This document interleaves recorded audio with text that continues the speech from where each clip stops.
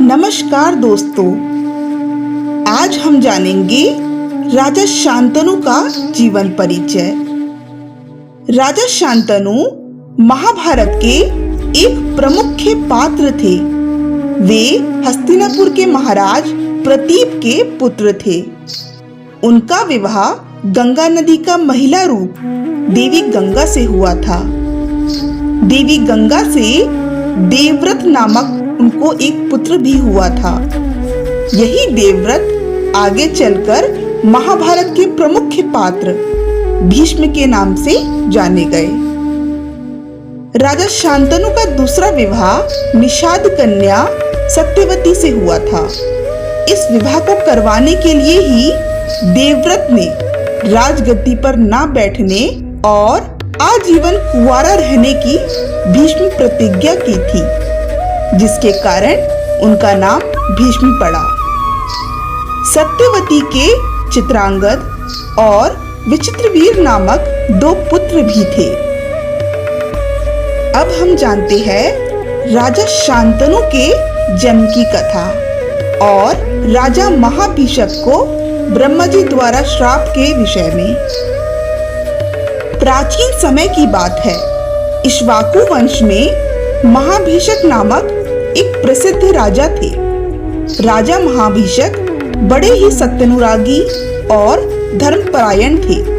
उन्होंने एक सहस्त्र अश्वमेध और 100 राजसूय यज्ञ करके देवराज इंद्र को प्रसन्न कर लिया। इस प्रकार यज्ञों के पुण्य फल के रूप में राजा महाभिषक को स्वर्गलोक की प्राप्ति हो गई।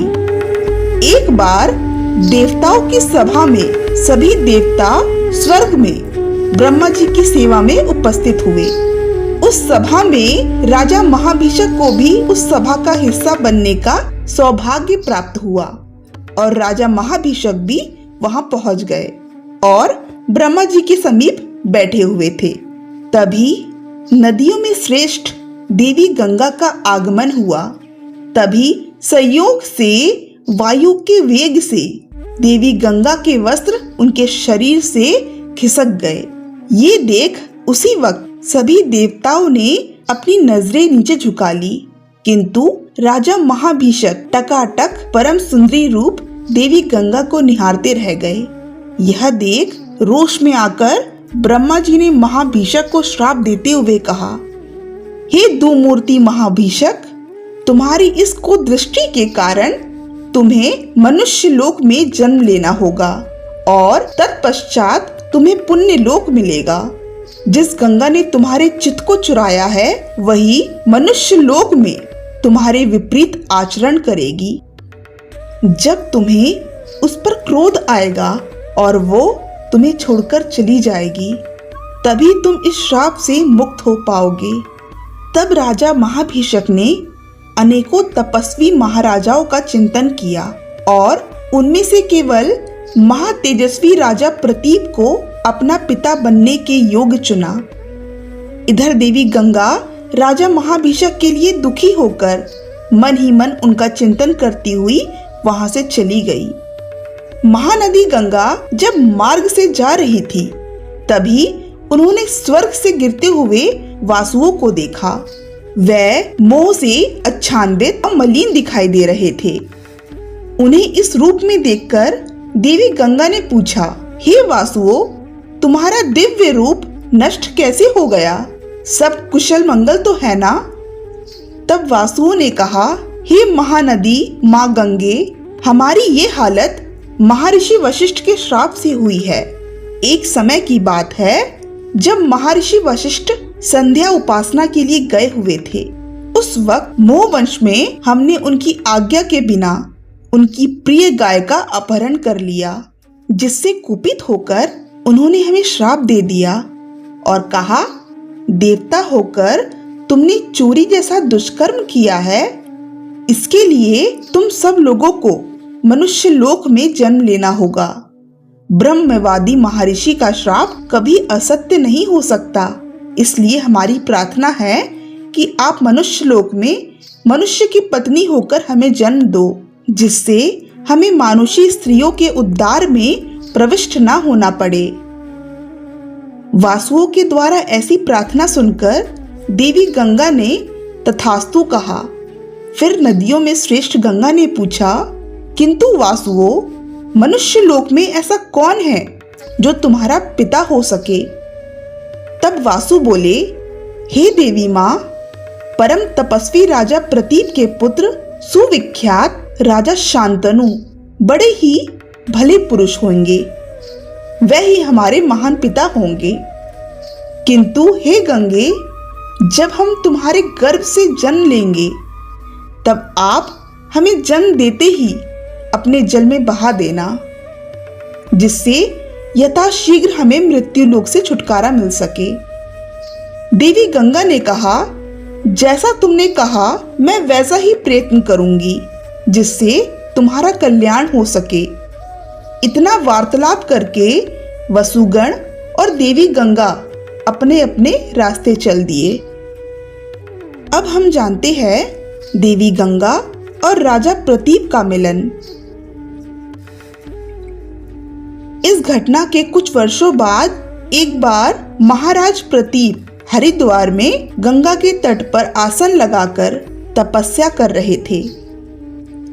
राजा प्रतीप की तेजस्विता से आकर्षित होकर देवी गंगा एक सुंदर युवती का रूप धारण करके जल से बाहर निकलती है और महाराजा प्रतीप की दाहिनी जंघा में आकर बैठ जाती है। नारी के कोमल स्पर्श से राजा प्रतीप की आंखें खुल गई। अपनी जंघा पर बैठी उस सुकोमल युवती से राजा प्रतीप ने पूछा, हे देवी, आप किस प्रयोजन से मेरे पास आई हो और आप क्या चाहती हो? फिर देवी गंगा ने कहा, हे राजन, मैं आपसे विवाह करना चाहती हूँ। मैं जनेऊ ऋषि की पुत्री गंगा हूँ। इस पर राजा प्रतीप ने कहा, हे देवी गंगे, तुम्हें पता होना चाहिए कि तुम मेरी दाहिनी जांघ पर बैठी हो, जो कि पुत्र और पुत्री का आसन है, जबकि पत्नी को तो बाई में होना चाहिए। दाहिनी जंघा तो पुत्र का प्रतीक है। अतः यदि तुम चाहो तो तुम मेरी पुत्रवधू हो सकती हो। मैं तुम्हें अपने पुत्रवधू के रूप में स्वीकार कर सकता हूँ। फिर देवी गंगा बोली, जैसी आपकी इच्छा राजन। आपके द्वारा ना सही, आपके पुत्र के साथ संयोग करके मुझे भरतवंश में आने का सौभाग्य प्राप्त होगा। संपूर्ण धरा पर जितने राजा हैं, उनमें से आप सर्वश्रेष्ठ हैं। इसीलिए मेरी आपके प्रति विशेष अनुरक्ति है। शत वर्षों में भी मैं आपके गुणों का बखान नहीं कर सकती। इतना कहकर देवी गंगा अंतर्ध्यान हो गई। अब हम जानते हैं राजा शांतनु और देवी गंगा का मिलन और विवाह। समय बीता और राजा प्रतीप और उनकी धर्मपत्नी पुत्र की प्राप्ति के लिए तपस्या करने लगे। फिर महारानी ने एक तेजस्वी बालक को जन्म दिया। शांत पिता की संतान होने के कारण उनका नाम शांतनु रखा गया। फिर शांतनु युवावस्था में पहुंच गए और प्रतापी राजा प्रतीप के बाद उनके पुत्र शांतनु हस्तिनापुर के राजा बने। एक दिन राजा प्रतीप को देवी गंगा को दिया हुआ वचन याद आ गया। राजा प्रतीप ने अपने पुत्र से कहा, शांतनु, तुम्हारे जन्म से पूर्व मेरे पास एक दिव्य कन्या आई थी। उसकी इच्छा है कि तुम उससे विवाह करो और अब ऐसी मेरी आज्ञा है कि तुम उसी से विवाह करो। इसके बाद राजा प्रतीप राजभार अपने पुत्र शांतनु को सौंपकर वन में निकल गए। फिर एक दिन राजा शांतनु हिंसक पशुओं का शिकार करते हुए गंगा के तट पर पहुंच गए। वहां उन्होंने एक परम सुंदर स्त्री को देखा। उस युवती की दिव्यता को देख राजा शांतनु को पिता की बात याद आ गई। इधर गंगा भी राजा शांतनु को देखकर मुग्ध हो गई। देवी गंगा की सुंदरता को देखकर राजा शांतनु उस पर मोहित हो गए और बोले, हे परम सुंदरी, मैं तुम्हें अपनी पत्नी बनाना चाहता हूँ। फिर देवी गंगा को वासुओं को श्राप से मुक्त कराने की बात याद आ गई। फिर राजा शांतनु और देवी गंगा का विवाह हो गया। पर विवाह के वक्त देवी गंगा ने शर्त रखी कि आपसे जो भी मुझे पुत्र प्राप्त होगा उसका मैं क्या करूंगी, इसके बारे में आप जिस दिन भी सवाल पूछेंगे मैं उस दिन आपको छोड़कर पुनः स्वर्ग लौट जाऊंगी। अपने पिता के वचन के अनुसार राजा शांतनु ने उनकी शर्त स्वीकार कर ली। उनके संयोग से 8 पुत्रों का जन्म हुआ, लेकिन प्रत्येक पुत्र को देवी गंगा जन्मते ही गंगा नदी में बहा आती। राजा शांतनु देवी गंगा के छोड़कर चले जाने के डर से उनसे कुछ नहीं पूछते थे। देवी गंगा से उन्हें 8 पुत्र मिले, जिनमें से 7 को गंगा नदी में बहा दिया गया था। परंतु जब 8वें पुत्र का जन्म हुआ तो राजा शांतनु से रहा नहीं गया और 8वें पुत्र के जन्म के समय राजा ने व्यथित होकर देवी गंगा से पूछ ही लिया कि आखिर वो ऐसा क्यों कर रही है। तब देवी गंगा ने राजा शांतनु को बताया कि यह 7 पुत्र 7 वासु थे, जो ऋषि वशिष्ठ के श्राप के चलते मनुष्य योनि में आए थे। तो मैंने इन्हें इनके अनुरोध पर तुरंत ही श्राप से मुक्त कर दिया और यह 8वां वसु अब आपके हवाले। अब शर्त के अनुसार उस पुत्र को जिंदा रखकर देवी गंगा राजा शांतनु को छोड़कर चली गई।